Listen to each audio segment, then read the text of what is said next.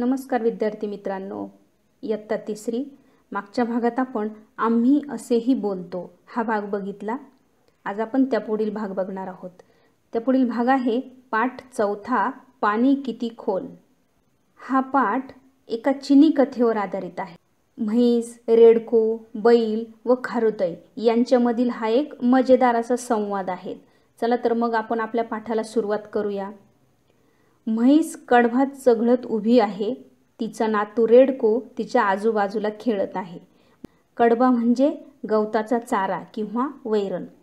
म्हैस काय म्हणते बघा, आता मी खरंच म्हातारी झाले, हा कडबा काही चाववेना मला। रेडकाला हाक मारते, अरे बाळा, माझं एक काम करशील।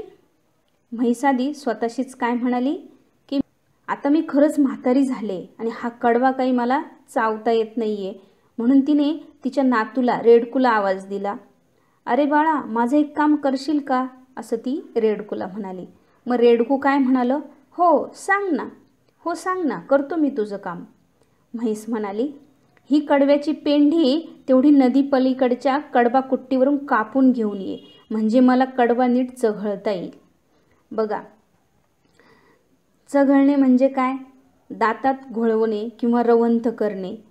मग आता ही कडव्याची जी पेंढी आहे ना, ती घेऊन जा आणि कडबा कुट्टीवरून कापून आण। कुट्टी म्हणजे काय, कडबा कापण्याचे यंत्र, म्हणजेच ती वैरण कापण्याचं यंत्र। मग त्या यंत्रावरून तू कडबा नीट कापून आण, म्हणजे मला नीट चघळता येईल। रेडको म्हणालं, दे मला पेंढी बांधून, एक रिकामं पोतं सुद्धा दे कुट्टीसाठी, आत्ता कापून घेऊन येतो। रेडको कडबा कुट्टीवर जायला तयार झालं। त्यांनी पेंढी आणि रिकामं पोतं घेतलं आणि तो कुट्टीकडे निघाला। म्हैस रेडकाच्या पाठीवर कडव्याची पेंढी बांधून देते। रेडको उड्या मारत नदी किनाऱ्याजवळ पोहोचते। रेडको स्वगत, स्वगत म्हणजे स्वतःशीच बोलणे।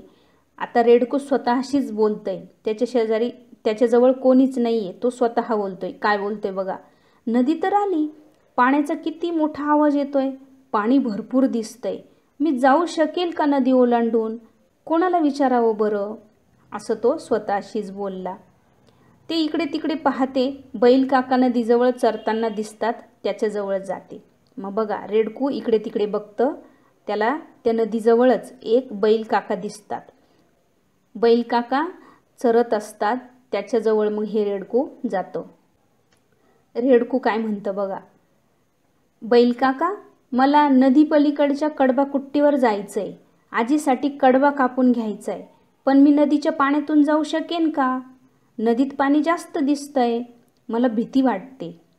बघा, रेडको काय म्हणालं की मला नदी ओलांडून कडबा कुट्टीवर जायचंय, आजीसाठी कडबा कापून आणायचाय, पण पाणी इतकं जास्त दिसतंय, कमी पाण्यातून जाऊ शकेल का, मला तर खूप भीती वाटते। मग बैल काका काय म्हणाले बघा, अरे काळजी करू नको, गुडघ्या इतकंच तर पाणी आहे, आरामात जाशील। बैल काका रेडकोला काय म्हणाले की काळजी करू नको, गुडघ्या इतकंच तर पाणी आहे, तू आरामात जाशील, तू जा, काळजी नको करू। रेडको नदीजवळ परत येते, पाण्यात पाय टाकणार तेवढ्यात झाडावरची खारुताई त्याला हाक मारते।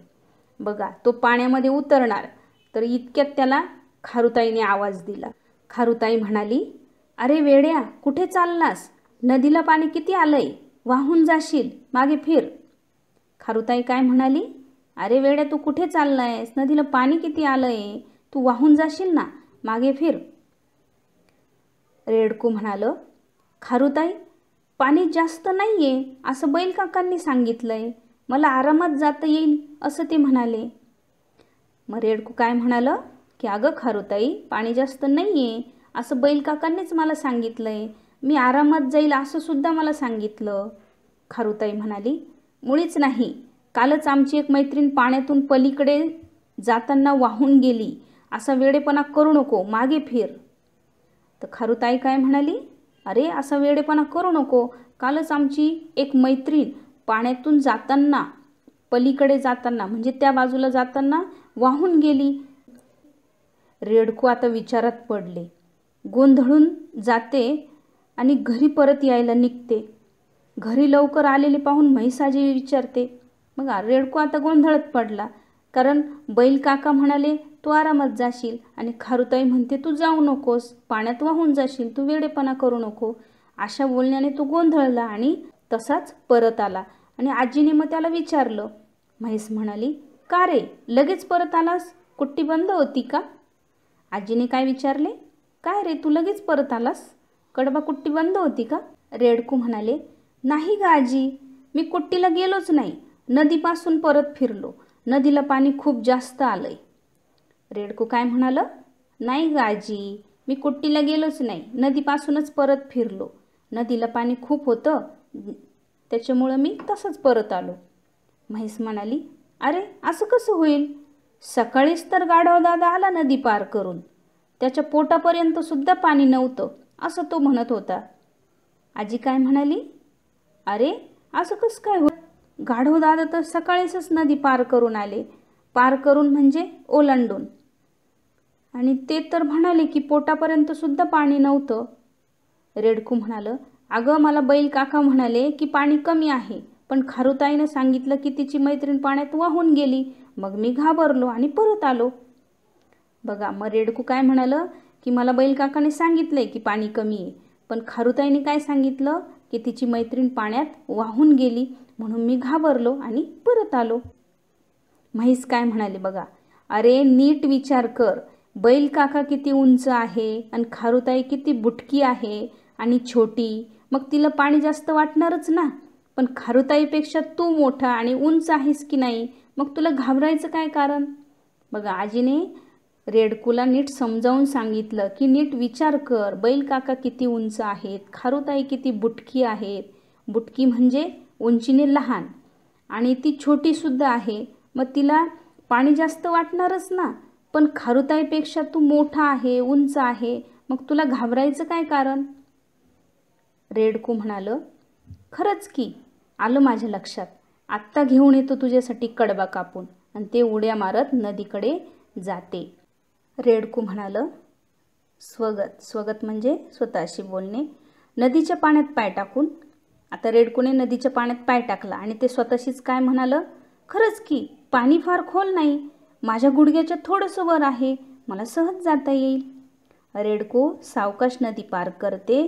पलीकडच्या काठावर पोचताच आनंदाने गाणे म्हणत कडबाकुट्टीच्या दिशेने जाते.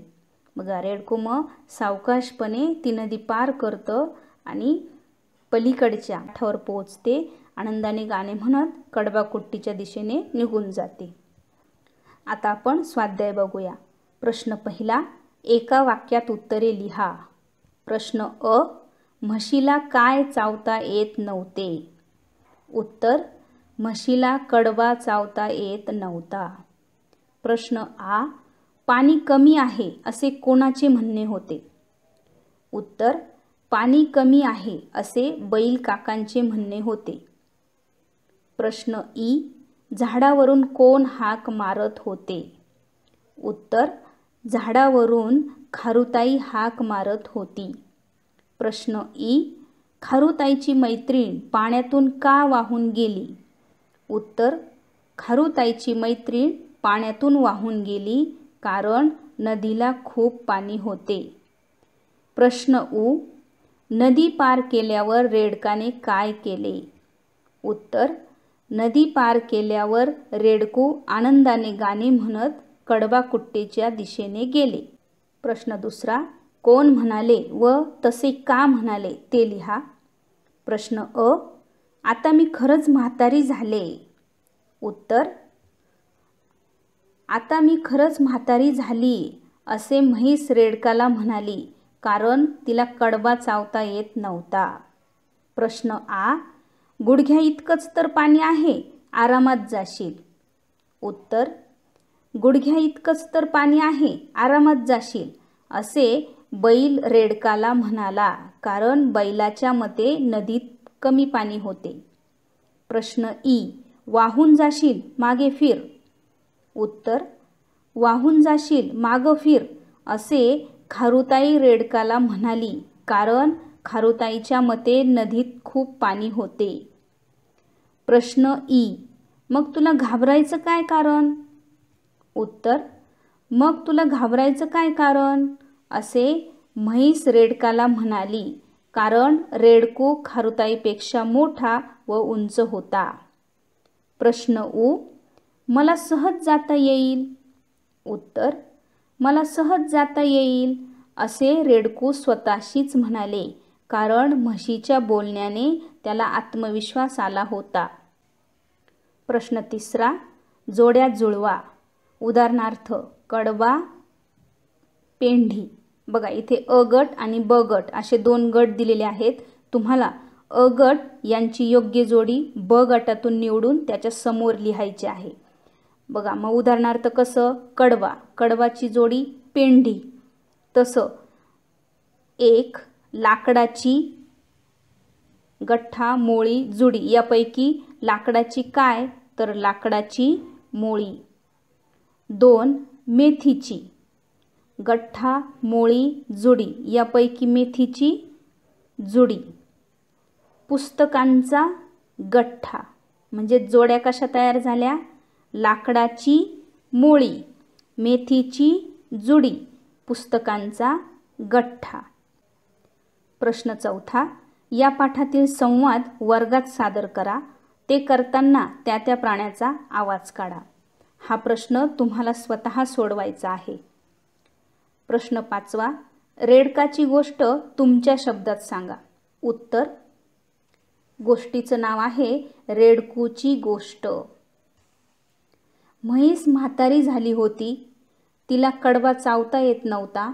म्हणून म्हशीने आपल्या नातवाला रेडकाला नदी पलीकडच्या कडबा कुट्टीवरून कडबा कापून आणायला सांगितले. नदीच्या पाण्याचा मोठा आवाज ऐकून रेडकू घाबरले. बैलकाका नदीजवळ चरत होते.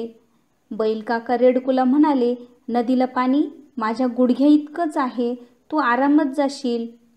पण मग त्याला खारुताई भेटली. खारुताई रेडकाला म्हणाली, कालच माझी एक मैत्रीण वाहून गेली, पाणी जास्त आहे, तू मागे फिर. रेडकू गोंधळून गेले. ते माघारी फिरले म्हणजे ते परत फिरले. तेव्हा म्हैस त्याला म्हणाली, सकाळीच गाढवदादा नदी पार करून आले. बैलकाका उंच आहे आणि खारुताई बुटकी आहे म्हणजे छोटी आहे. तू खारुताईपेक्षा मोठा आणि उंच आहेस, तू घाबरू नकोस. म्हशीने रेडकूच्या मनात आत्मविश्वास निर्माण केला. रेडकूने आनंदाने नदी पार केली आणि गाणे म्हणत ते कडबाकुट्टीच्या दिशेने गेले. प्रश्न 6वा. खालील प्राण्यांशी तुम्ही गप्पा मारत आहात अशी कल्पना करून वर्गात संवाद सादर करा. बघा इथे मांजर, कुत्रा, सिंह आणि साप या प्राण्यांची नावे दिलेली आहेत. तर त्या प्राण्यांशी तुम्ही गप्पा मारत आहात अशी कल्पना करा आणि संवाद तयार करा. हा प्रश्न तुम्हाला स्वतः लिहायचा आहे. प्रश्न 7वा. नदीतील पाणी बैलाच्या गुडघ्या इतके, गाढवाच्या पोटापर्यंत तर रेडकाच्या गुडघ्याच्या थोडे वर होते. समजा नदीमधून खालील प्राणी चालले आहेत. त्यांच्या कोणत्या अवयवापर्यंत पाणी येईल किंवा ती बुडतील असा विचार करून उत्तर लिहा. उत्तर. म्हैस गुडघ्या इतके, जिराफ गुडघ्याच्या थोडे खाली, हत्ती गुडघ्या इतके, उंट गुडघ्याच्या थोडे खाली, कुत्रा गळ्यापर्यंत, मांजर गळ्यापर्यंत, उंदीर पाण्यात बुडेल, साप पाण्यात बुडेल, बेडूक पाण्यात बुडेल, मासा पोहता येते. पुढील अभ्यास आपण पुढील भागात बघूया. पुन्हा भेटूया.